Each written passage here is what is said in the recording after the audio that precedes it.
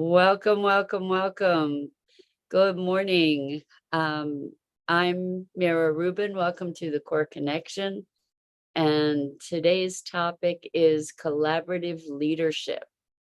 And we get to examine our notions of leadership and how our traditional notion of leadership is sort of rooted in some stereotypical gender-based roles, and um, it should be an interesting conversation to examine some of our maybe invisible ideas around leadership, and then we'll look at how we can step into a new paradigm around it such that we develop a more collaborative model.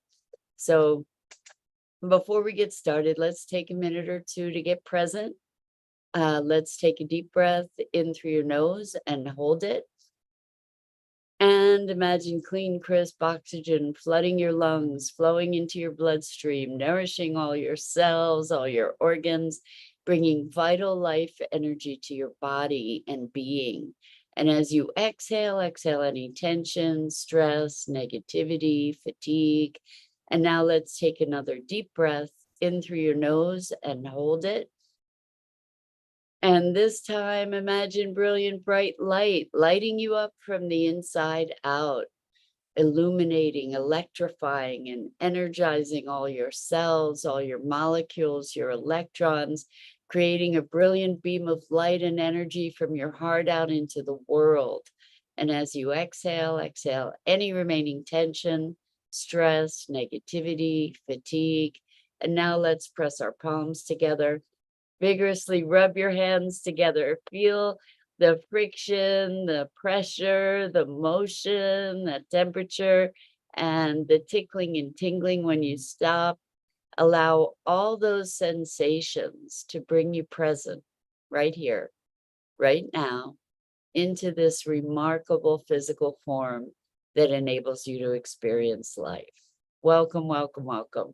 Good morning, Rosalind. Welcome. So good to have you here with us this morning. And welcome to everyone else who's joining us. It's great to be here with you and to be looking at this notion of leadership and what collaborative leadership might look like. So I just started reading this wonderful book called Nature, Culture, and the Sacred: A Woman Listens for Leadership.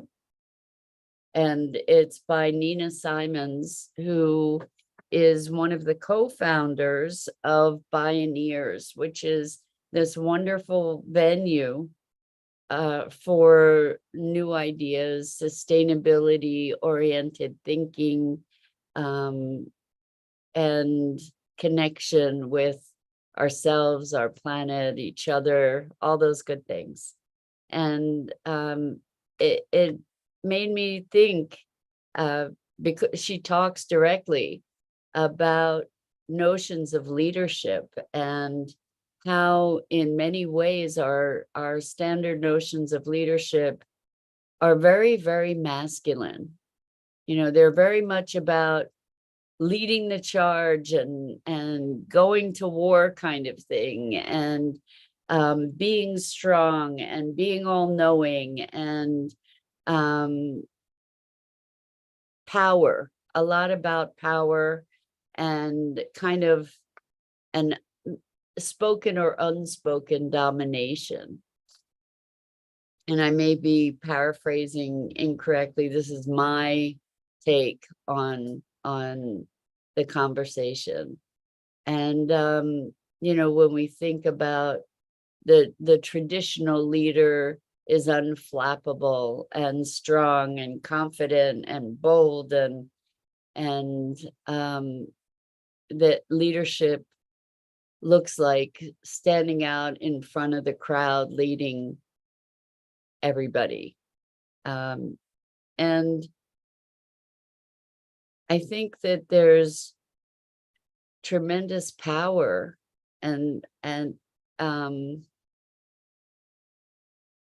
in looking at how we can bring more humanness, more femininity, or the stereotypically feminine characteristics into our leadership. So Rosalind says leadership in the place is empowering, in the workplace is empowering others' strengths. I haven't seen it done well in the workplace. Yeah, yeah. So interestingly, Rosalind says, so then if I have no example, do I be that for others? Yes, yes. Well, see, that's leadership.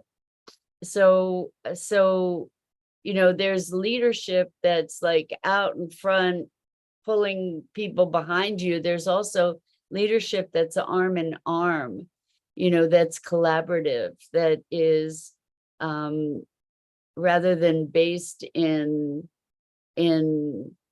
confidence and knowing, maybe based in a deeper sense of connection and intuition. We have this idea of the leader as standing out from the crowd. Well, what about the leader being connected? What about sourcing our intuition? So one of the things that Nina says in her book, she talks about how when she was younger, she was leading in this very masculine prototype, essentially, just trying to be unassailable, unflappable. And as a result, denying the things that allow her, that are some of her greatest strengths, as I think this is the case for so many of us, our intuition, our sense of connection, our deep listening, our ability to be present in a very deep way, to be able to lead through connection, to lead through example, to lead through vulnerability rather than impervious strength. And as we think more about this notion of leadership, we're all being called into leadership. It doesn't mean leading the charge. It means in so many ways following the calls of our heart and our soul, being in alignment, finding alignment, being willing and to question, to be present to the not knowing, to be in a mode of collective discovery. So I've spoken before about Carol Sanford and how she's a thought leader. She hates that term because of this whole, I'm presuming partly because of the whole predisposition to what we believe leaders to be. But Carol is anti-expert, which is, also part of this expert notion, this notion of the supremacy of experts, or the infallibility of experts, is also part of this old paradigm, this domination and control sort of paradigm. Well, I'm the expert, so I know better, and therefore you can't contribute to my knowledge, or my knowledge is impeccable. Where when we give ourselves permission to be in the inquiry, to be discovering, to be exploring, then we rise together. So this is the notion that we get to look at, is people want to follow a charismatic leader, right? The thing is that when we do that, there's often an inclination to absolve ourselves of responsibility, to kind of give away our accountability, to give away our own authority, our own capacity to think, to observe, to explore, to discover. And as I'm considering this, thinking about leadership,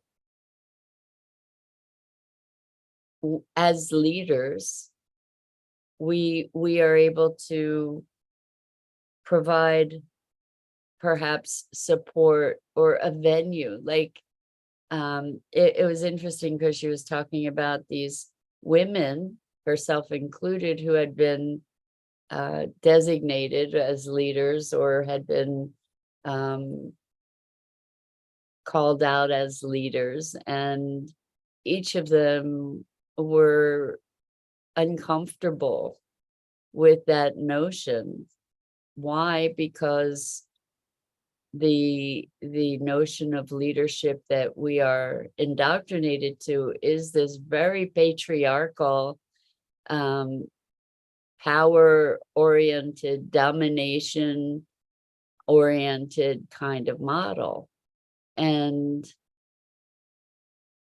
one of the examples that she gives is the leadership of a parent.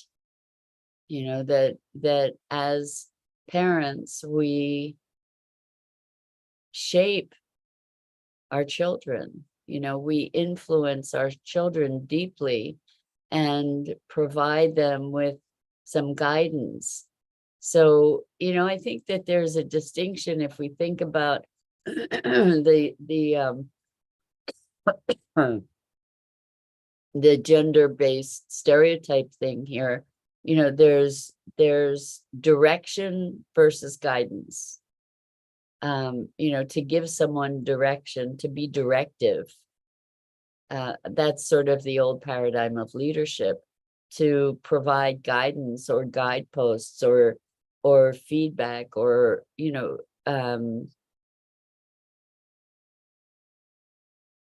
there's a respect that is inherent in that guidance versus direction. Respect for the capacity of the person being guided. You know, being led is kind of like being led on a tether, right? I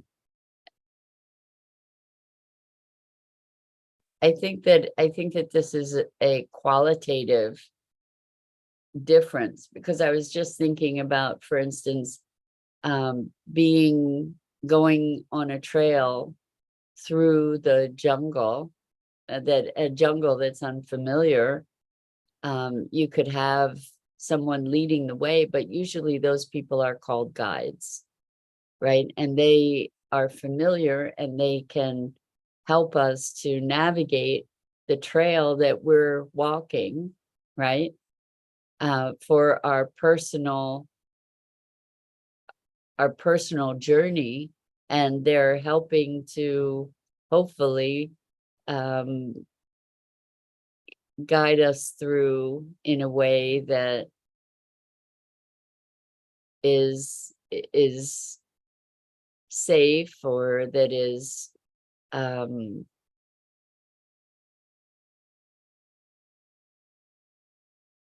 informed, but not, you know, like somebody could be our areas of expertise are limited, and also when we are considered an expert, then there's the notion that we wouldn't learn more, or that there's not room to learn more.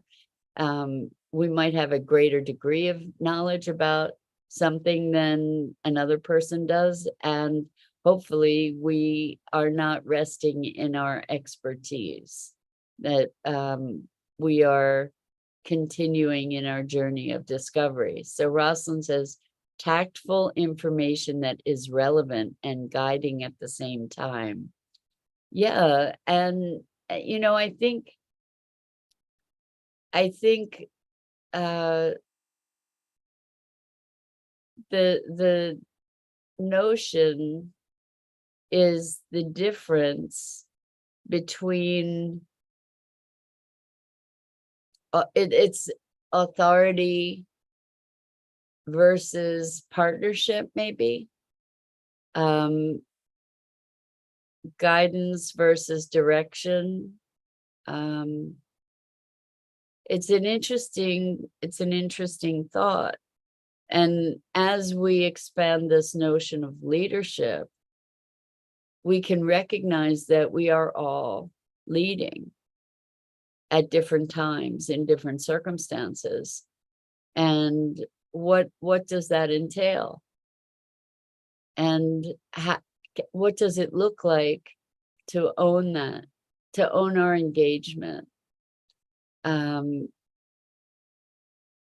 just thinking the game, follow the leader, right? You know, or what is the game? Simon Says, right? Simon says, put your hands on your head. Simon Says, smile. Simon Says, jump and up and down, sit down. You know, if you sit down without Simon Says, you're not following the leader. And I just think it's interesting how we get very caught up in a lack of consciousness in following certain leaders, whether they be social media influencers or politicians. It's kind of like Simon doesn't have to say Simon Says anymore for you to follow what Simon's saying. And what that shows is how we go on automatic pilot, and we stop being present, and we stop really listening, and we stop really hearing.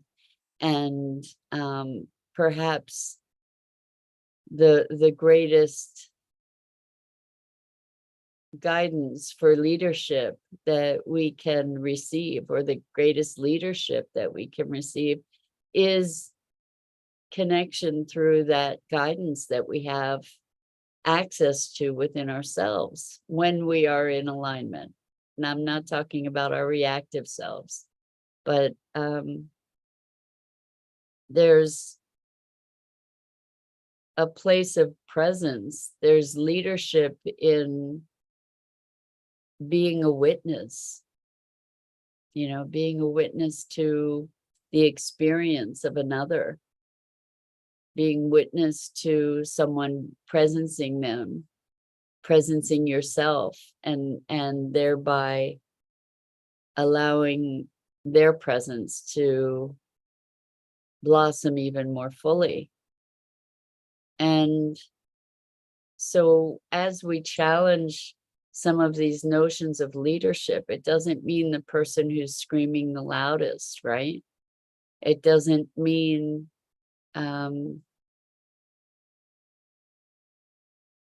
so many of the things that we have grown up to believe, and yet many of us fall sway to leaders that lead us astray, right? Or leaders who have lost their way. And so there are a couple points here. One is to recognize our own leadership, our own sovereignty in making choices for our lives, and our capacity to make choices that are awakened to our alignment, that are present to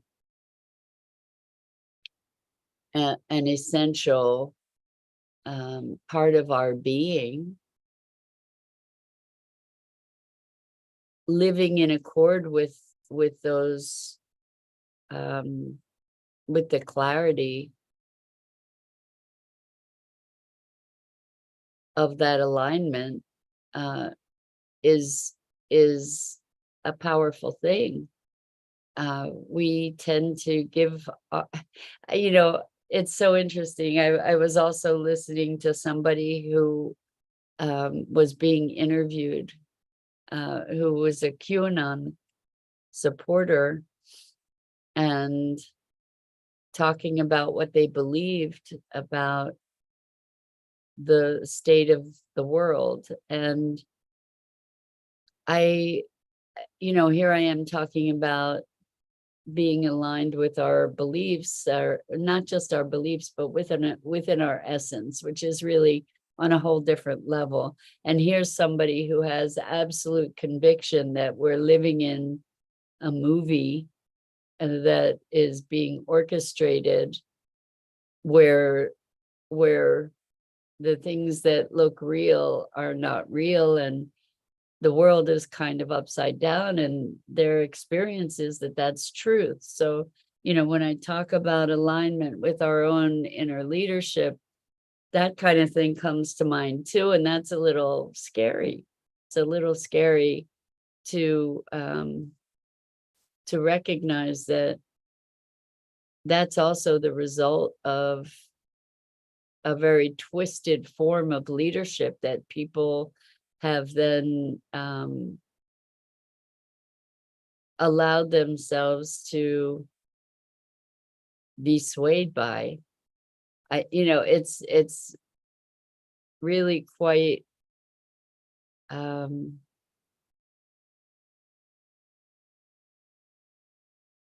boggling that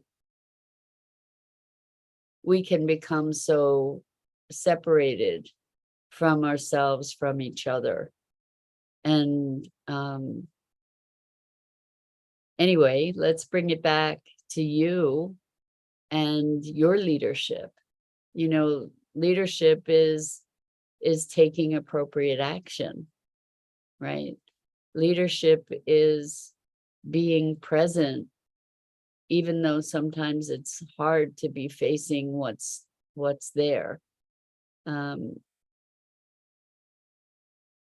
I think we get to question these things, question our assumptions around leadership. We are often, especially as women, inclined to say somebody else is the leader, rather than taking the responsibility, not to necessarily rally the troops, right? That's sort of a different perspective. But how about creating community?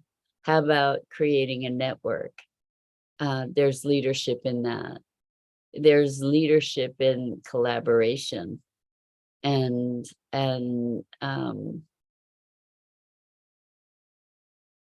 living aligned to values.